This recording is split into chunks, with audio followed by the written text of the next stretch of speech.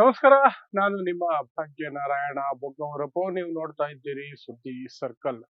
ಕಾಮಾಂಧ ರೇಣುಕಾಸ್ವಾಮಿ ಕೊಲೆ ಪ್ರಕರಣ ನಿಮಗೆಲ್ರಿಗೂ ಸಹ ಸ್ಪಷ್ಟವಾಗಿ ಗೊತ್ತಿರುತ್ತೆ. ಯಾಕಂದ್ರೆ ತಿಂಗಳುಗಟ್ಲೆ ಅದನ್ನ ಮಾಧ್ಯಮಗಳು ದಿನ ಬೆಳಗಾದ್ರೆ ಪ್ರಸಾರ ಮಾಡಿ ನಿಜವಾದ ಘಟನೆ ನಡೆದಿದ್ದಕ್ಕಿಂತ ನೀವು ಹೆಚ್ಚೇ ತಿಳಿಯಬಹುದು ಅನ್ನುವ ಮಟ್ಟಕ್ಕೆ ನಿಮಗೆ ವಿವರಗಳನ್ನ ಕೊಟ್ಟಿದ್ದಾರೆ. ಸೊ ಅದರಲ್ಲಿ ಭಾಗಿಯಾಗಿದ್ದಾನೆ ಅನ್ನುವ ಆರೋಪ ಹೊತ್ತಿರುವಂತಹ ದುರಹಂಕಾರಿ ಮತ್ತು ನಾನು ಏನು ಮಾಡಿದ್ರೂ ನಡೆಯುತ್ತೆ ಅನ್ನುವಂತಹ ಪಾಳೆಗಾರಿಕೆಯ ಮನಸ್ಥಿತಿಯ ದರ್ಶನ್, ಆತನ ವಿರುದ್ಧ ಈಗ ಕೊಲೆ ಕೇಸ್ ಇದೆ. ಆತ ಮತ್ತು ಆತನ ಸಹಚರರು ಅಂತ ಅವರು ಜೈಲಲ್ಲಿದ್ದಾರೆ. ಬೇಲ್ ಸಿಕ್ತು, ಆನಂತರ ಸುಪ್ರೀಂ ಕೋರ್ಟ್ ಇಂದ ಬೇಲ್ ಕ್ಯಾನ್ಸಲ್ ಆಯ್ತು, ಮತ್ತೆ ಜೈಲಿಗೆ ಹೋಗಿದ್ದಾರೆ.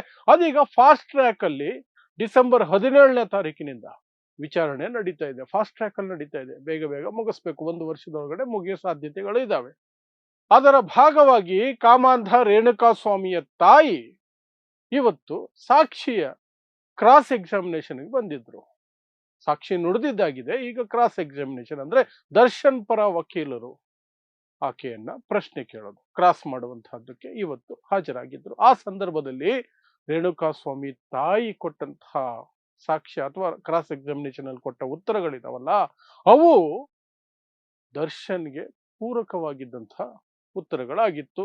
ಒಂದು ರೀತಿ ಈ ಸಾಕ್ಷ್ಯ ಉಲ್ಟಾ ಹೊಡೆದಿದೆ ಅಂತ ಹೇಳಬಹುದಾದಂತಹ, ಹಾಸ್ಟೈಲ್ ಆಗಿದೆ ಅಂತ ಹೇಳಬಹುದಾದಂತಹ ರೀತಿಯಲ್ಲಿ ಸುಮಾರು ವಿಚಾರಗಳನ್ನ ಪೊಲೀಸರು ಹೇಳಿದ್ದು ಬೇರೆ, ಪೊಲೀಸರು ದಾಖಲಿಸಿದ್ದೇ ಬೇರೆ, ಮತ್ತು ಈ ಸಾಕ್ಷಿ ಈಗ ಕ್ರಾಸ್ ಎಕ್ಸಾಮಿನೇಷನ್ ಅಲ್ಲಿ ಹೇಳ್ತಾ ಇರೋದೇ ಬೇರೆ ಅನ್ನುವ ರೀತಿಯಲ್ಲಿ ಆಗೋಯ್ತು. ಸೊ ಏನೆಲ್ಲ ಅಂಶಗಳು ರೇಣುಕಾಸ್ವಾಮಿ ಅನ್ನುವಂತಹ ಕಾಮಾಂಧನ ತಾಯಿ ಕೋರ್ಟಿನಲ್ಲಿ ಕ್ರಾಸ್ ಎಕ್ಸಾಮಿನೇಷನ್ ಅಲ್ಲಿ ಹೇಳಿದ್ರು. ನಾನು ಮತ್ತೆ ಮತ್ತೆ ಒತ್ತಿ ಒತ್ತಿ ಯಾಕೆ ಕಾಮಾಂಧ ಅಂತ ಅವನನ್ನ ಕರಿತಾ ಇದ್ದೀನಿ, ಕೊಲೆ ಆಗ್ಬಿಟ್ರೆ ಅಮಾಯಕ ಆಗೋದಿಲ್ಲ. ಅವನು ಮಾಡಿದ್ದು ಹಲ್ಕ ಕೆಲಸನೇ, ಆದರೆ ಆತನನ್ನು ಕೊಲೆ ಮಾಡಿದ್ದು ಸಹ ಹಲ್ಕ ಕೆಲಸನೇ. ಮಾಡಿದವರು ನಿಜವಾಗ್ಲೂ ದರ್ಶನ್ ಮೇಲೆ ಆರೋಪಗಳು ನಿಜ ಆಗಿದ್ರೆ, ಕೋರ್ಟಲ್ಲಿ ಪ್ರೂವ್ ಆಗಿದ್ರೆ ದರ್ಶನ್ಗೂ ಉಗ್ರ ಶಿಕ್ಷೆ ಆಗಬೇಕು. ಅವನ ಪಾಳೆಗಾರಿಕೆ ಮನಸ್ಥಿತಿಗೆ, ಅವನ ಗೂಂಡಾಗಿರಿ ಮನಸ್ಥಿತಿಗೆ ಸಹ ಶಿಕ್ಷೆ ಆಗಬೇಕು. ಅದರಲ್ಲಿ ಎರಡು ಮಾತಿಲ್ಲ. ಆದ್ರೆ ಕೊಲೆ ಆದ ಅನ್ನೋ ಒಂದೇ ಕಾರಣಕ್ಕೆ, ಅಥವಾ ದರ್ಶನ್ ಮೇಲೆ ಸಿಟ್ಟಿದೆ ಅನ್ನೋ ಒಂದೇ ಕಾರಣಕ್ಕೆ ಕೆಲವರೆಲ್ಲ ಈ ರೇಣುಕಾಸ್ವಾಮಿಯನ್ನ, ಕಾಮಾಂಧನನ್ನ ಹುತಾತ್ಮನ ರೀತಿಯಲ್ಲಿ ಬಿಂಬಿಸೋ ಪ್ರಯತ್ನ ಮಾಡಿದ್ರಲ್ಲ, ಅಮಾಯಕ, ಏನೂ ಗೊತ್ತಿರ್ಲಿಲ್ಲ ಅನ್ನೋ ರೀತಿ ಬಿಂಬಿಸಿದ್ರಲ್ಲ, ಅದು ಶುದ್ಧ ಸುಳ್ಳು. ಅವನೊಬ್ಬ ಕಾಮಾಂಧ. ಕಂಡವರ ಹೆಣ್ಣು ಮಕ್ಕಳಿಗೆ ನಗ್ನ ಚಿತ್ರಗಳನ್ನು ಕಳಿಸೋದು ಕಾಮಾಂಧತೆನೇ. ಹಾಗಾಗಿ ಕಾಮಾಂಧ ಅಂತಾನೆ ಕರಿತಾ ಇದ್ದೀನಿ ರೇಣುಕಾಸ್ವಾಮಿನ. ಈ ದರ್ಶನನ್ನ ಪಾಳೆಗಾರಿಕೆಯ ಮನಸ್ಥಿತಿಯ, ಗೂಂಡಾಗಿರಿ ಮನಸ್ಥಿತಿಯ ವ್ಯಕ್ತಿ ಅಂತಲೇ ಕರೆಯೋದು. ಯಾಕಂದ್ರೆ ಆತನ ಈ ಹಿಂದಿನ ನಡವಳಿಕೆಗಳು ಅದನ್ನ ಪೂರಕವಾಗಿ ಸಾಕ್ಷಿ ಸಮೇತವಾಗಿ ಸಾಕಷ್ಟು ಪ್ರಕರಣಗಳು ನಡೆದಿದ್ದಾವೆ, ಆನ್ ಕ್ಯಾಮ್ರಾ ನಡೆದಿದ್ದಾವೆ. ಇರ್ಲಿ. ಸೊ ರೇಣುಕಾಸ್ವಾಮಿ ಕತೆಗೆ ಬರೋದಾದ್ರೆ,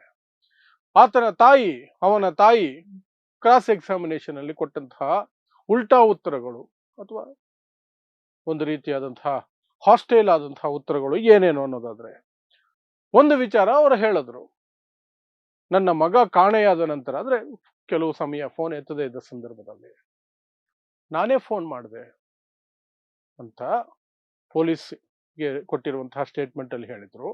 ಸಾಕ್ಷಿ ನುಡಿಯುವಾಗ ಹೇಳಿದ್ರು. ಆದ್ರೆ ಕ್ರಾಸ್ ಎಕ್ಸಾಮಿನೇಷನ್ ಸಮಯದಲ್ಲಿ ನಾನ್ ಕಾಲ್ ಮಾಡಿರ್ಲಿಲ್ಲ, ನನ್ನ ಮಗನೇ ನನಗೆ ಕಾಲ್ ಮಾಡಿದ್ದ ಅಂತ ಹೇಳಿದ್ರು. ಅಲ್ಲಿಗೆ ಪೊಲೀಸರು ಸಾಕ್ಷಿ ಕೊಟ್ಟಿದ್ದಾರಲ್ಲ, ಅದು ಉಲ್ಟಾ ಆಯ್ತು. ಒಂದು. ಎರಡನೇದು, ಪೊಲೀಸರು ನಿಮ್ಮಿಂದ ಎಷ್ಟು ಬಾರಿ ಹೇಳಿಕೆಗಳನ್ನ ಪಡ್ಕೊಂಡಿದ್ರು ಅಂತ ದರ್ಶನ್ ಪರ ವಕೀಲ, ಅವರ ಹೆಸರು CV ನಾಗೇಶ್ ಅಂತ, ತುಂಬಾ ಹಿರಿಯ, ಎಕ್ಸ್ಪೀರಿಯನ್ಸ್ಡ್, ಎಕ್ಸ್ಪೆನ್ಸಿವ್, ಬಹಳ ಪ್ರಭಾವಿ ಅಥವಾ ಬುದ್ಧಿವಂತ ಲಾಯರ್ ಅಂತ, ಕ್ರಿಮಿನಲ್ ಲಾಯರ್ ಅಂತ ಹೆಸರುವಾಸಿಯಾದಂತಹ CV ನಾಗೇಶ್ ಅವರು ಅದನ್ನ ಹ್ಯಾಂಡಲ್ ಮಾಡ್ತಿರೋದು ದರ್ಶನ್ ಪರವಾಗಿ. ಅವ್ರು ಕೇಳಿದ್ರು, ಪೊಲೀಸರು ನಿಮ್ಮಲ್ಲಿ ಎಷ್ಟು ಬಾರಿ ಹೇಳಿಕೆಯನ್ನು ಪಡ್ಕೊಂಡಿದ್ದಾರೆ ಅಂತ. ಪೊಲೀಸರು ನನ್ನಲ್ಲಿ ಒಮ್ಮೆ ಹೇಳಿಕೆಯನ್ನು ಪಡ್ಕೊಂಡ್ರು ಅಂತ ಪೊಲೀಸ್ ರೆಕಾರ್ಡ್ಸ್ ಅಲ್ಲಿದೆ, ಚಾರ್ಜ್ ಶೀಟ್ ಅಲ್ಲಿದೆ, ಮತ್ತು ಸಾಕ್ಷಿ ಹೇಳೋಕೆ ಬಂದಾಗ್ಲೂ ಸಹ ಅದನ್ನೇ ಹೇಳಿದ್ರು. ಆದರೆ ಇವತ್ತು, ನಿನ್ನೆ ಕ್ರಾಸ್ ಎಕ್ಸಾಮಿನೇಷನ್ ಸಂದರ್ಭದಲ್ಲಿ 3 ಬಾರಿ ನನ್ನ ಬಳಿ ಹೇಳಿಕೆಯನ್ನು ಪಡ್ಕೊಂಡಿದ್ದಾರೆ ಅಂತ ಹೇಳುವ ಮೂಲಕ ಹಾಸ್ಟೈಲ್ ಆಗಿರುವಂತಹ ಸನ್ನಿವೇಶ ನಿರ್ಮಾಣ ಆಗಿದೆ. ಅದರಿಂದ ಏನಾಗ್ಬಿಡುತ್ತೆ ಮುಂದೆ ಹೇಳ್ತೀನಿ. ಇನ್ನು ರೇಣುಕಾಸ್ವಾಮಿ ಫೋನ್ ನಂಬರ್ ಏನು ನಿಮಗೂ ಗೊತ್ತಾ, ಬಾಯ್ಪಾಠ ಆಗಿದೆಯಾ ಅಂತ ಸಾಕ್ಷಿಯ ಸಂದರ್ಭದಲ್ಲಿ, ಸಾಕ್ಷಿ ನುಡಿಯೋ ಸಂದರ್ಭದಲ್ಲಿ, ಸರ್ಕಾರಿ ವಕೀಲರು ಕೇಳಿದಂತಹ ಸಂದರ್ಭದಲ್ಲಿ ರೇಣುಕಾಸ್ವಾಮಿ ತಾಯಿ ಹೌದು ನನಗೆ ಗೊತ್ತು ಅಂತ ನಂಬರ್ ಕರೆಕ್ಟ್ ಆಗಿ ಹೇಳಿದ್ರು. ಆದ್ರೆ ಕ್ರಾಸ್ ಎಕ್ಸಾಮಿನೇಷನ್ ಸಂದರ್ಭದಲ್ಲಿ ದರ್ಶನ್ ಪರ ವಕೀಲರು ಕೇಳಿದಾಗ ಆ ನಂಬರ್ ಹೇಳೋದಕ್ಕೆ ಅವ್ರಿಗೆ ಸಾಧ್ಯ ಆಗ್ಲಿಲ್ಲ. ಅದು ಸಹ ಹಾಸ್ಟೈಲ್ ಆಗುವಂತಹ ಸಾಧ್ಯತೆಗಳು ಇರ್ತವೆ. ಇನ್ನು ಹೆಣವನ್ನ ತೋರಿಸಿದ್ರಲ್ಲ ನಮಗೆ ಪೊಲೀಸರು, ಆ ಸಂದರ್ಭದಲ್ಲಿ ಅವನನ್ನು ಹೊಡೆದು ಕೊಂದಂತ ಅಸ್ತ್ರವನ್ನು ಸಹ ನಮಗೆ ತೋರಿಸಿದ್ರು ಅಂತ ರೇಣುಕಾಸ್ವಾಮಿ ತಾಯಿ ಈ ಹಿಂದೆ ಹೇಳಿಕೆ ಕೊಟ್ಟಿದ್ರು ಸಾಕ್ಷ್ಯ ನುಡಿಯುವಾಗ, ಮತ್ತು ಚಾರ್ಜ್ ಶೀಟ್ ಅಲ್ಲೂ ಅದೇ ಇರೋದು. ಆದ್ರೆ ಕ್ರಾಸ್ ಎಕ್ಸಾಮಿನೇಷನ್ ಸಂದರ್ಭದಲ್ಲಿ ಸಿ ವಿ ನಾಗೇಶ್ ಒಂದು ವಿಚಾರವನ್ನ ಇಟ್ಕೊಂಡ್ರು. ಹೆಣದ ಜೊತೆಯಲ್ಲೇ ಮಾರಕಾಸ್ತ್ರವನ್ನು ತೋರಿಸಿದ್ದಾರೆ ಅಂತ ರೇಣುಕಾಸ್ವಾಮಿ ತಾಯಿ ಹೇಳ್ತಿದ್ದಾರೆ. ಆದರೆ ಆಗ ಇನ್ನು ಆ ಸಂದರ್ಭಕ್ಕೆ ಹೆಣವನ್ನ ಹ್ಯಾಂಡ್ ಓವರ್ ಮಾಡೋ ಸಂದರ್ಭದಲ್ಲಿ ಮಾರಕಾಸ್ತ್ರವನ್ನ ಪೊಲೀಸರು ಪತ್ತೇನೆ ಹಚ್ಚಿರ್ಲಿಲ್ಲ. ಅದು ಹೇಗೆ ಇದೇ ಅಸ್ತ್ರದಲ್ಲಿ ನಿನ್ನ ಮಗನನ್ನ ಕೊಂದಿದ್ದು ಅಂತ ಪೊಲೀಸರು ಹೆಣ ಕೊಡುವ ಸಂದರ್ಭದಲ್ಲೇ ತೋರಿಸಿದ್ರು. ಇದು ಸುಳ್ಳು ಸಾಕ್ಷ್ಯ ಅಂತ ಸಿ ವಿ ನಾಗೇಶ್ ವಾದ ಮಾಡೋದು. ಅಲ್ಲಿಗೆ ಒಂದು 4-5 ಪಾಯಿಂಟ್ ಹೇಳಿದ್ದೀನಿ, ಇನ್ನೊಂದಷ್ಟು ಪಾಯಿಂಟ್ಗಳು ಇದಾವೆ ಸಣ್ಣ ಸಣ್ಣ ಪುಟ್ಟದ್ದು. ಬಟ್ ಇದೆಲ್ಲವೂ ಸೇರ್ಕೊಂಡಾಗ ಸಾಕ್ಷ್ಯ ಹಾಸ್ಟೈಲ್ ಆಗಿದೆ ಅಂತ ಕರೀತಾರೆ ಲೀಗಲಿ. ಅಲ್ಲಿಗೆ ಸಾಕ್ಷ್ಯ ಉಲ್ಟಾ ಹೊಡೆದಿದೆ ಅಂತಲೋ ಅಥವಾ ಆವಾಗೊಂದು ಇವಾಗೊಂದು ಹೇಳಿಕೆಗಳಲ್ಲಿ ವ್ಯತ್ಯಾಸ ಇದೆ ಅನ್ನುವಂಥದ್ದಕ್ಕೆ ಬರುತ್ತೆ. ಅದು ಕೇಸಿನ ಮೇಲೆ ತುಂಬಾ ದೊಡ್ಡ ಪ್ರಭಾವ ಬೀರುತ್ತೆ. ದೊಡ್ಡ ದೊಡ್ಡ ಕೇಸುಗಳು ಬಿದ್ದು ಹೋಗೋದು ಇಂತಹ ಸನ್ನಿವೇಶಗಳಲ್ಲಿ. ಹಾಗಾದ್ರೆ ರೇಣುಕಾಸ್ವಾಮಿ ತಾಯಿಯ ಹೇಳಿಕೆ, ಈಗ ಸಾಕ್ಷ್ಯ, ಕ್ರಾಸ್ ಎಕ್ಸಾಮಿನೇಷನ್ ಅಲ್ಲಿ ಆಕೆ ಕೊಟ್ಟಿರುವಂತಹ ಉತ್ತರಗಳು ದರ್ಶನ್ಗೆ ಅನುಕೂಲಕರವಾಗುತ್ತೆ ಅಂದ್ರೆ ಎಸ್, ಅನುಕೂಲಕರವಾಗುವಂತಹ ಸಾಧ್ಯತೆಗಳು ಇರ್ತವೆ. ಆಗ ಏನ್ ಹೇಳ್ತಾರೆ ದರ್ಶನ್ ಪರ ವಕೀಲರು, ಈ ಸಾಕ್ಷ್ಯವನ್ನು ನಾವು ನಂಬೋದು ಹೇಗೆ? ಪೊಲೀಸರು ಏನೋ ಹೇಳ್ಕೊಟ್ಟು ಕರ್ಕೊಂಡು ಬಂದಿದ್ದಾರೆ, ಆಗ ಹೇಳಿದ್ದೇ ಬೇರೆ, ಈಗ ಹೇಳ್ತಿರೋದು ಬೇರೆ. ಸತ್ಯ ಆಗಿದ್ರೆ ಒಂದೇ ವಿಚಾರ ಹೇಳಿರೋರು, ಆಗ್ಲೂ ಅದನ್ನೇ ಹೇಳಿರೋರು, ಈಗಲೇ ಅದನ್ನೇ ಹೇಳಿರೋರು. ಈ ಸಾಕ್ಷ್ಯವನ್ನ ನಂಬೋಕ್ಕಾಗಲ್ಲ, ಇವ್ರು ಹೇಳಿರುವಂಥದ್ದು ಸತ್ಯ ಅಂತ ಹೇಗೆ ಹೇಳ್ತೀರಿ? ಆವಾಗ ಹೇಳಿದ ಸತ್ಯನ ಇವಾಗ ಹೇಳಿದ ಸತ್ಯನ ಅಂತ ಹಿಡ್ಕೊಂಡ್ಬಿಡ್ತಾರೆ. ಅದರ ಜೊತೆಗೆ ಆ ರೀತಿ ಆಗದೇ ಇರ್ಲಿ ಅಂತ ಸರ್ಕಾರಿ ವಕೀಲರು ಈಗ ಒಂದು ಅರ್ಜಿಯನ್ನ ಹಾಕಿದ್ದಾರೆ, ಕೋರ್ಟಲ್ಲಿ ಮನವಿ ಮಾಡಿಕೊಂಡಿದ್ದಾರೆ. ಒಂದು, ಈ ಸಾಕ್ಷ್ಯವನ್ನ ಕೈಬಿಟ್ಬಿಡಿ, ಈ ಸಾಕ್ಷ್ಯವನ್ನ ಕೈಬಿಟ್ಬಿಡಿ ಅಥವಾ ಹಾಸ್ಟೈಲ್ ಅಂತ ಡಿಕ್ಲೇರ್ ಮಾಡಿ. ಆಗ ನಮಗೆ ಮತ್ತೆ ಅವರನ್ನ ಕ್ರಾಸ್ ಎಕ್ಸಾಮಿನೇಷನ್ ಮಾಡೋದಕ್ಕೆ ಅವಕಾಶ ಸಿಗುತ್ತೆ ಅನ್ನೋದು ಸರ್ಕಾರಿ ವಕೀಲರ ಲೆಕ್ಕಾಚಾರ. ಆಗ ಬೇಕಾದ್ರೆ ಮತ್ತೆ ಅವರನ್ನ ಪ್ರಿಪೇರ್ ಮಾಡೋದು ಅಥವಾ ಅವರನ್ನ ಪ್ರಶ್ನೆ ಕೇಳುವ ಮೂಲಕ, ಕಳೆದ ಬಾರಿ ಕ್ರಾಸ್ ಎಕ್ಸಾಮಿನೇಷನ್ ಅಲ್ಲಿ ಹೇಳಿದಂತಹ ಹೇಳಿಕೆಗಳು ನಾನು ಕನ್ಫ್ಯೂಸ್ ಆಗಿ ಹೇಳಿದೆ, ಅಥವಾ ಲಾಯರ್ ಹೇಳಿದ ಪ್ರಶ್ನೆಗಳು ಅರ್ಥ ಆಗಿರ್ಲಿಲ್ಲ ಸರಿಯಾಗಿ, ಮರ್ತಿದ್ದೆ, ಈಗ ನೆನಪಾಯ್ತು ಅಂತ ಮತ್ತೆ ಅವರು ಹಳೇದು ಮೊದಲ ಬಾರಿಗೆ ಸಾಕ್ಷ್ಯ ನುಡಿಯುವಾಗ ಹೇಳಿದಂತಹ ಹೇಳಿಕೆಗಳನ್ನ ಕೊಡಿಸೋದಕ್ಕೆ ಸರ್ಕಾರಿ ವಕೀಲರು ಪ್ರಯತ್ನ ಪಡಬಹುದು. ಹಾಗಾಗಿ ಅದನ್ನ ಹಾಸ್ಟೈಲ್ ಅಥವಾ ಕಂಪ್ಲೀಟ್ ಆಗಿ ಬಿಟ್ಟೇ ಬಿಡಿ, ಸಾಕ್ಷಿಯಿಂದ ಕೈ ಬಿಟ್ಬಿಡಿ ಅನ್ನುವಂತಹ ಒಂದು ಅರ್ಜಿಯನ್ನ ಕೋರ್ಟ್ ಮುಂದೆ ಇಟ್ಟಿದ್ದಾರೆ. ಕೋರ್ಟ್ ಅದು ಡಿಸೈಡ್ ಮಾಡುತ್ತೆ ಏನ್ ಮಾಡಬೇಕು ಈ ಸಾಕ್ಷ್ಯದ ಜೊತೆಯಲ್ಲಿ.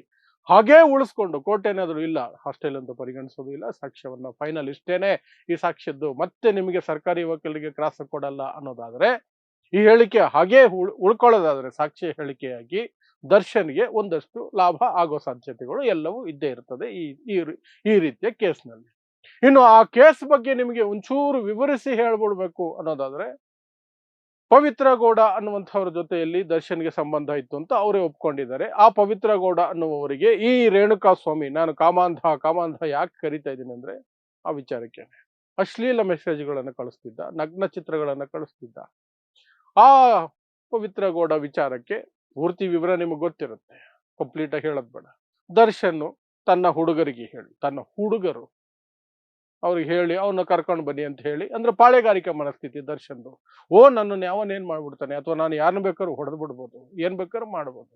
ದೌಲತ್ತಲ್ಲಿ ಏನೋ ಮಾಡಕ್ ಹೋಗಿ ಹೊಡೆದು ಕೊಂದುಬಿಟ್ಟ ದರ್ಶನ್ ಹೊಡೆದಿದ್ದೇಟು, ಅವನ ಜೊತೆಲಿದ್ದವ್ರು ಹೊಡೆದಿದ್ದೇಟಿಗೆ ರೇಣುಕಾಸ್ವಾಮಿ ಅನ್ನುವಂಥ ಕಾಮಾಂಧನ ಜೀವ ಹೋಯ್ತು.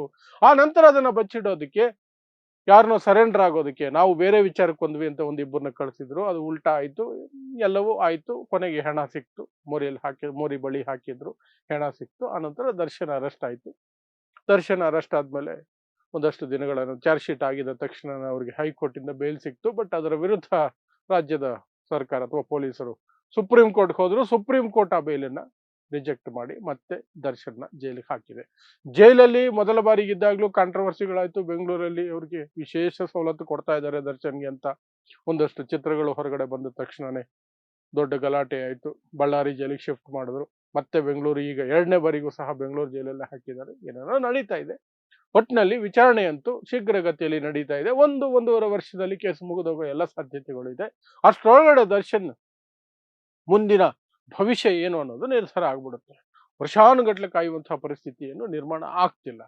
ಒಂದು ಇಲ್ಲ ದರ್ಶನ್ ಪಾತ್ರ ಇಲ್ಲ ಅಂತ ಬಿಡುಗಡೆ ಆಗಬಹುದು, ಅಥವಾ ಎಸ್ ಇತ್ತು ಇಷ್ಟು ಶಿಕ್ಷೆ ಅಂತ ಆದ್ರೆ ಅದು ಮತ್ತೆ ಬೇಲ್ ಸಿಗೋದೇ ಡೌಟು. ವಿಚಾರಣೆ ಮುಗಿಯೋವರೆಗೂ ಬೇಲ್ ಸಿಗೋ ಡೌಟ್, ಯಾಕಂದ್ರೆ ಸುಪ್ರೀಂ ಕೋರ್ಟ್ ತುಂಬಾ ಖಡಕ್ ಆಗಿ ಅದನ್ನ ವಾಪಸ್ಸು ಕ್ಯಾನ್ಸಲ್ ಮಾಡಿದೆ ಬೇಲು. ಹಾಗಾಗಿ ವಿಚಾರಣೆ ಮುಗಿಯೋವರೆಗೂ ಜೈಲಲ್ಲಿ ಇರ್ಬೋದು. ಮುಗಿದು ಶಿಕ್ಷೆ ಆದ್ರೆ ಅದು ಕಂಟಿನ್ಯೂ ಆಗ್ಬೋದು, ಅಥವಾ ಖುಲಾಸೆ ಆಗ್ಬಿಟ್ರೆ ವಾಪಸ್ ಮನೆಗೆ ಬರ್ಬೋದು. ಇದೆಷ್ಟು ದರ್ಶನ್ ಕೇಸಲ್ಲಿ ನಡೀತಾ ಇರುವಂತಹ ಸಾಕ್ಷ್ಯಗಳ ಕ್ರಾಸ್ ಎಕ್ಸಾಮಿನೇಷನ್ ಅಲ್ಲಿ ಇವತ್ತು ನಿನ್ನೆ ಆಕ್ಚುಲಿ ಕಾಮಾಂಧ ರೇಣುಕಾ ಸ್ವಾಮಿಯ ತಾಯಿ ಕ್ರಾಸ್ ಎಕ್ಸಾಮಿನೇಷನ್ ಅಲ್ಲಿ ಹಾಸ್ಟೈಲ್ ಆಗಿದ್ದರ ವಿಚಾರವಾಗಿ ನಿಮಗೆ ಹೇಳಬಹುದಾದಂತಹ ವಿಚಾರಗಳು ಅಥವಾ ಸಂಗತಿಗಳು. ಸೊ ಇಂತಹದ್ದೇ ವಿಶೇಷ ಸುದ್ದಿಗಳಿಗಾಗಿ ನೋಡ್ತಾ ಇರಿ ಸುದ್ದಿ ಸರ್ಕಲ್. ನಾನು ನಿಮ್ಮ ಭಾಗ್ಯ ನಾರಾಯಣ ಬೊಗ್ಗವರಪು.